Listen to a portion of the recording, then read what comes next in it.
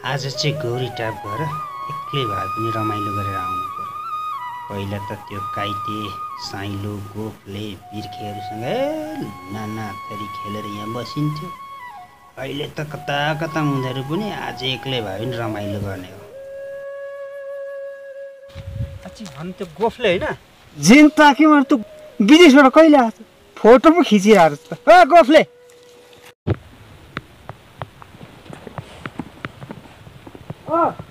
कहिले आएको गोफले? अरे अन्तर दाजु पो रहेछ त। आमा मामा ल मिलो मिलो हामी त हेर बिर्खे यो ठाउँ त रमाइलो छ नि, डाँडा काँडा पहाडहरू, तर के गर्नु यो मनै खुसी छैन। यस्तो रमाइलो ठाउँमा तेरो मन चाहिँ किन खुसी छैन हौ काइते? कहाँबाट खुसी न त बिर्खे? पहिला त म अन्तरे साइलो रमाइलो गर्थ्यौँ, यो डाँडामा घुम्थ्यौँ।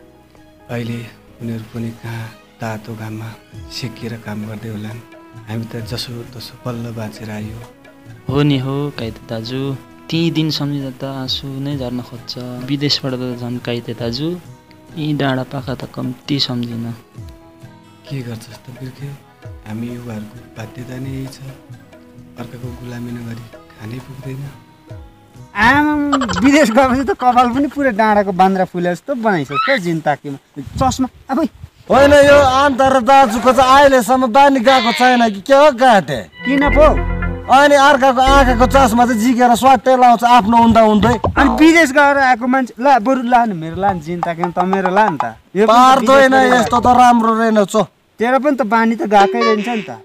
के चाहिँ रहेछ त? अनि पहिलाको जस्तै बोल्दो रहेछ विदेश गएर आएपछि। अनि आफ्नो पहिचान त कहाँ छाड्छ त दाजु? जहाँसुकै जाओस् न। त्यो चाहिँ हो। अनि किन आएको यतातिर?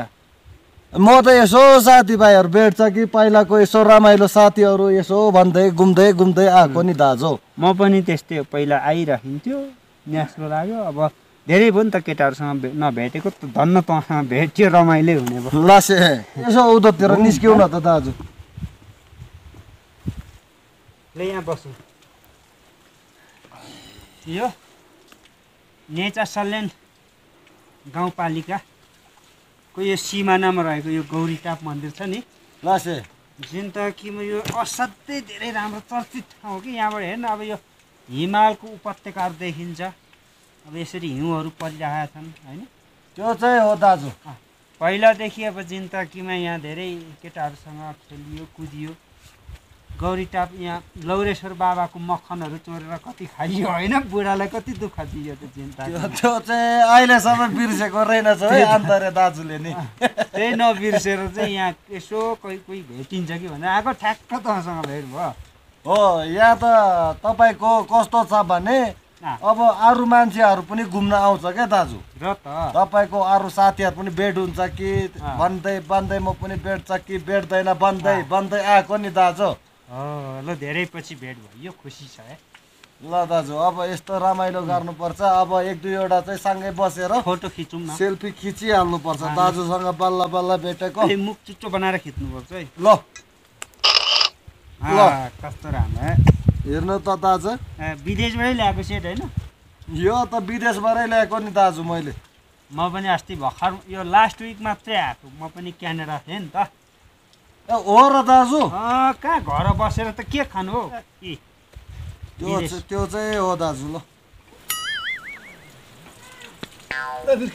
काइते दाजु हेर त गोफले र अन्तर जस्तो देख्छु त।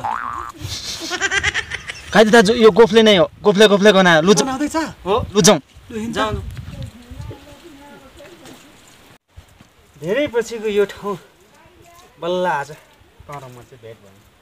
सुगरै पत्ता लगाइ। ए मैले भनेको त नि गोफले नै हो नि काइते दाजु।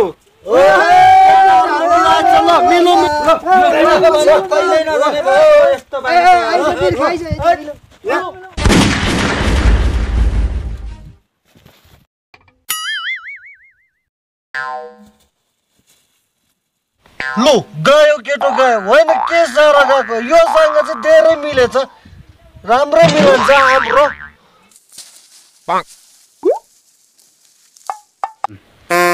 यो गोफलेको मिल्ने बानी चाहिँ पहिलाकै जस्तो छ।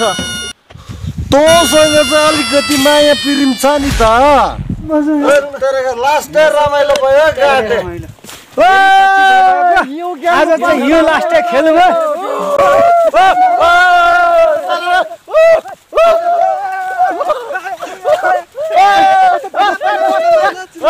रमाइलो गर्नुपर्छ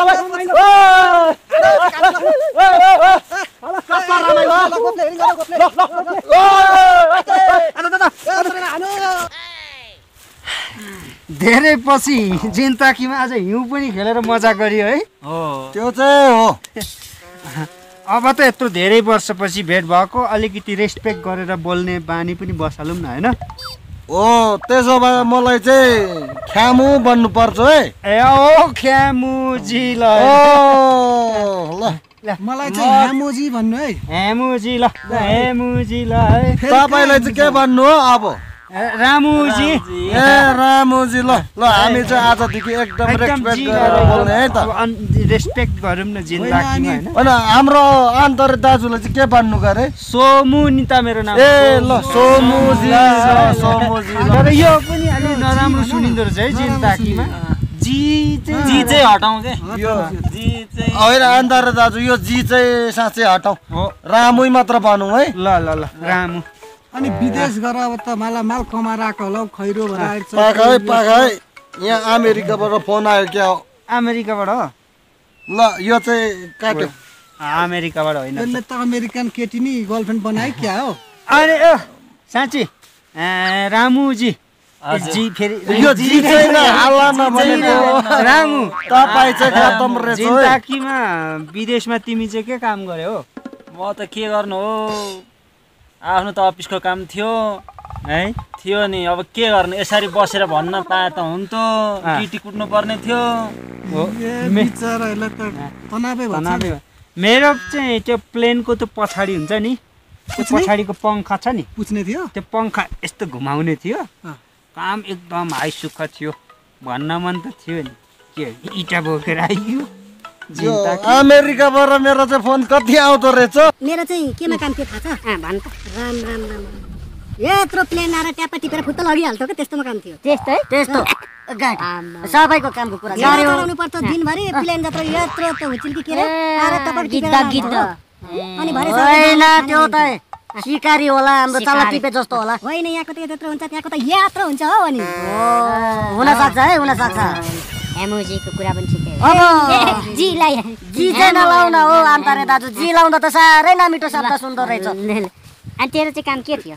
मेरो त तपाईँको अनि एकदम भिआइपी थियो नि तपाईँको यो एकदम रोड सफा गर्ने गरे त्यो रोड सफा गरिसकेपछि मात्रै चिल्लो गाडी गुड्ने तपाईँको फेरि यहाँबाट त मलाई त अफिसमा बनेर पठाएको नि तपाईँ त बोल्नमा नि ट्यालेन्ट रहेछ हो तपाईँको चाहिँ एकदम स्वर पनि मिठो त्यस्तो त्यस्तै बनेर हालेको थियो तपाईँको काम त कति राम्रो राम्रो म त विदेशमा त केही गर्नै परेन झाडुले यसो यसो गर्यो साक्यो सबै शेर्पै भाषा बुझ्दो रहेछन् त्यो म त शेर्पा भाषा बोल्दैन के इङ्ग्लिस हो हजुर अनि यहाँ त अनि कखै लेख्न आउँदैन थियो अनि तपाईँको उनले त मलाई त अनि what is your my name is भनेर सोधेको थियो मैले त अनि फार्सी भने नि अनि फार्सी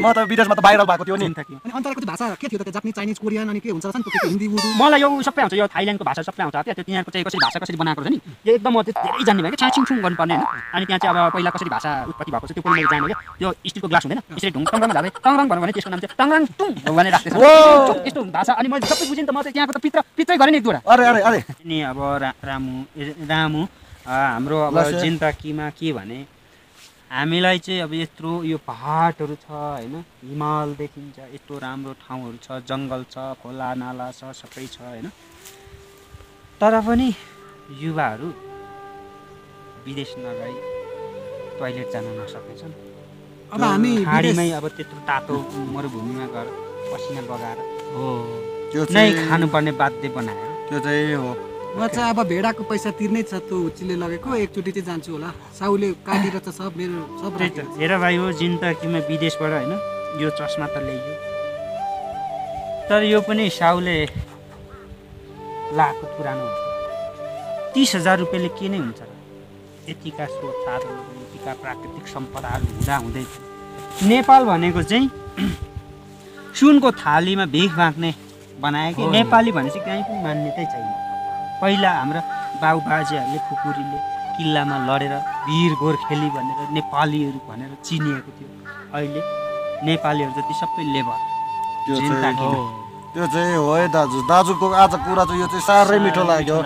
अब चाहिँ विदेश विदेश नजाम, हामी यति मिलेर केही गरेर देखाउँ न त नेपालमै आफ्नै भूमिमा। अब त्यही गरौँ भाइ हो। अब जिन्दगीमा विदेश नजाउँ, जे जानेको छ सुन खाने तामा खाने सबै चाहिँ हिमाल छ, वन जङ्गल पहाड पर्वत सबै कुरामा अब हामीले आफ्नै माटोमा सुन फलाउनुपर्छ भाइ विदेश। हो दाइले भनेको सही कुरा ल त्यो चाहिँ एकदम राम्रो हो। यो पालिको भेटघाट यस्तै भइहाल्यो। अर्को पालिको भेटघाटमा हाम्रो प्रगति देखाउनु पर्छ है दाजु। होइन हो, अनि त्यो माटोमा चाहिँ सुन कसरी फल्छ त हौ? माटोमा सुन त हुने कुरा पो गर्नुपर्छ त हौ। ए भाइ माटोमा सुन कसरी फल्दैन? हामीसँग यतिका सबै उयोहरू भएपछि सबै कुरा छ कि हामीसँग के छैन? अन्न फलाउन सकिन्छ। यो यस्तो पाखा बारीतिर हामीले चाहिँ बन्दा काउलीहरू लाउन सकिन्छ हैन? हामी कृषि क्रान्ति गर्नुपर्छ। क्रान्ति गरेर चाहिँ हामी अगाडि बढ्न सक्छौँ। धान हुँदैन कि अब मकै आलु गहुँ अर्ग्यानिक कुराहरू सबै खान पनि भयो, बेच्न भयो। ए त्यसो पो म त सुनै फल्छ कि भन्छु नि। खुसी भएको नि झ्याममा कमाइन्छ माला। यसको पनि बुद्धि चाहिँ गोरु बुद्धि पहिलादेखि विदेश गएर देश खाइ शेष भयो, तर यसको दिमाग चाहिँ हुन चाहिँ म सोझो मान्छे हो कि तपाईँको त्यसो सुन फलाउनको लागि के गर्नुपर्छ भने 2 तोला जति सुन चाहिँ प्लास्टिकमा बाँधेर रोप्नुपर्छ, गाडी राख्नुपर्छ। अनि तपाईँ चाहिँ पार्सीको दिन हेर्न आउनु। म चाहिँ त्यो तपाईँले गाडेको दिन बेलुका चाहिँ म मन्त्र लाएर त्यहाँ फुकिदिन्छ आउँछु। पर्सिपल्ट सुनै सुन हुन्छ। ए 2 महिनाको तलब त तैँले राति नै सुन चोरा लान्थिस् होला। म हेरेको रे बाटो रहेछ यो पनि। म त सोच रमाइलो भयो आजलाई। कृषि क्रान्ति जिन्दाबाद। कृषि क्रान्ति जिन्दाबाद। ल